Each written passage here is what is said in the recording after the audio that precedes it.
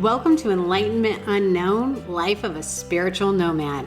Join Reiki Master and Quantum Healing expert Wes Coons as he guides listeners through the depths of self-discovery and spiritual enlightenment to uncover the version of you we haven't met yet.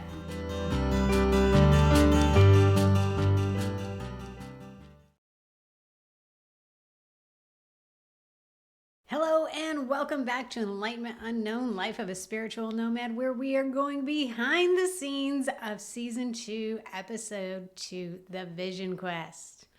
Andrea, thanks for being here. It's going to be a good show. We've had fun doing this, and I'm excited to hear the questions. As you always are. I'm always excited about and the surprised. questions. Yes. I'm shocked. Well, I do have just a few questions for you. And let me start with the prayer ties. So you spoke quite a bit about the prayer ties in this episode, and you had said that when you connected them around the circle and you put the two ends together, it was like getting the shock of an electric fence. Yes. Can you tell us more about that? Yeah, man. I mean, I've never experienced it before, and I haven't experienced it after, because I've tried to do that again. And so it goes to the sacredness of that ceremony, the strength, the gifts, whatever you want to call what Lakota brings to the table. It's extraordinary. I mean, I could feel the electricity go through that. The dog, remember you talked about the dog could see it, and then nothing can come in afterwards. It was really powerful and beautiful. Yeah, and I wanted to mention that because if you guys have been listening, hopefully you tuned in to those special episodes we had with Lakota One Heart. And when she was here, I don't know that we talked about it on the show, but I recall her saying that prayers are as powerful as an atomic bomb. She does say that. Our prayers are that powerful. Look at your life. If things, let's just put it this way. If you are not in a good place, you've manifested that. You might not want to hear it. You might not understand it fully, but your thoughts, your actions, your words, and your heart are in alignment with where you're at. It doesn't mean you don't like it, but it's what you're familiar with most of the time. And our prayers can change things in a second. It's really, really interesting. I had seen this guy a couple years ago. I don't know if we talked about it on the show. I feel like maybe once or twice, but I don't remember half the stuff I talk about anyway, so there you go. I'm always shocked with my great humor. You didn't know what episode we just recorded. Yeah, I didn't. I was like, what the hell did we just record? I'm still recovering from this concussion, so bear with me. And but long story short, this guy, the scientist, took bottles of water and they had these people log in on a Zoom and do prayers for the bottles of water. And when they froze the water and they looked at it, the molecules were really pretty. And the bottles of water that did not have prayers, the molecules were goofy looking. It's interesting. There's lots of research and stuff that talks about how this is real. Yeah, absolutely. There's a ton of research on it. And I mean, you talk about it. Lakota has talked about it. Margaret, when she was here, she was talking about how powerful our thoughts are. So yeah. It's cool. It's fascinating. Okay, so my next question is, you were there. The Vision Quest was for 3 days, and I think you kind of did answer this in the episode, but I want to get some clarification. So you were there for 3 days, but let's say you got all of the answers and everything that you needed in day one, could it have just been over in one day? Yeah, she said that it might go shorter. She would know, because just like when I do healing work, I know when it's done. I know if I take you on a journey to go find the pieces of you that have been broken off from divorce and death and stuff like that. You go through something traumatic and a piece of you is missing afterwards. I know how to go find that person, that piece of you, and bring it forward. So I know when it's done. And the cool thing is I can see what my client sees when we do that. And so the ancestors talk to her, God talks to her. I don't fully understand it, how it works, but I know what it does, and I trust her. So yeah, I was kind of hoping the second morning I was done. But at the end of the day, honestly, I knew I wasn't. So I'm glad she made me stay. Yes. That's interesting. Okay. So, and you got more nuts. I mean, yeah, I got more nuts and a hard-boiled Yeah. egg.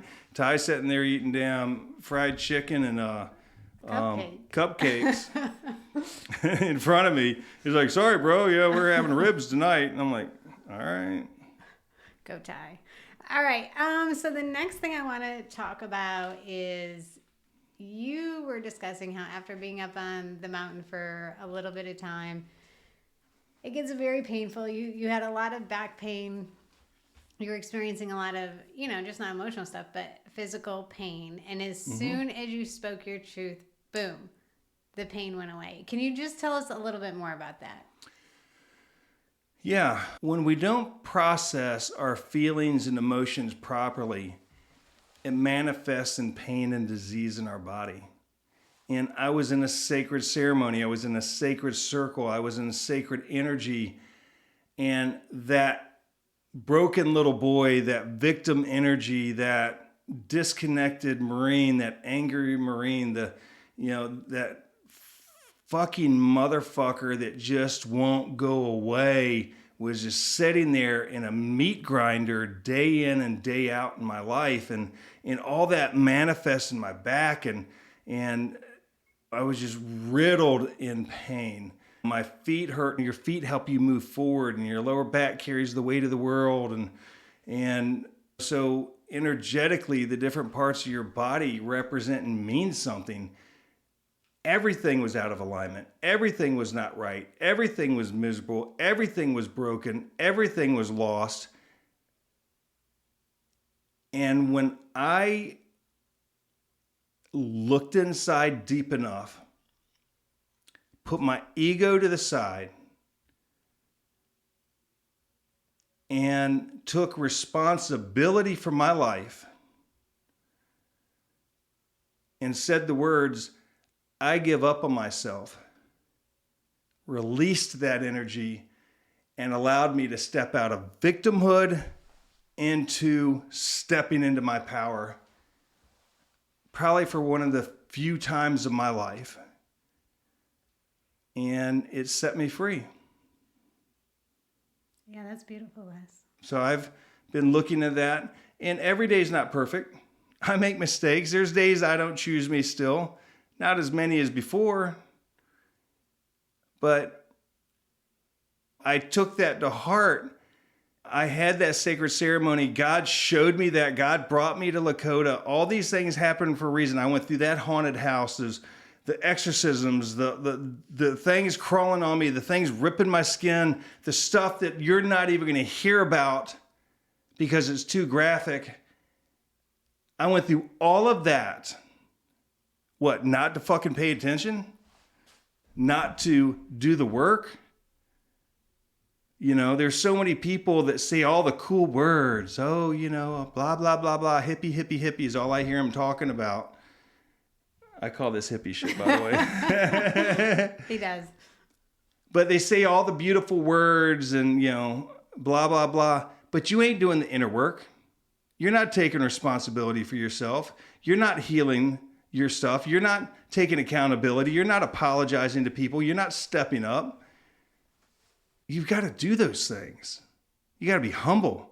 I tease I'm shockingly good looking. You know why I say that? Because my whole life I thought I was fucking ugly as shit. That's the nicest way I could say it.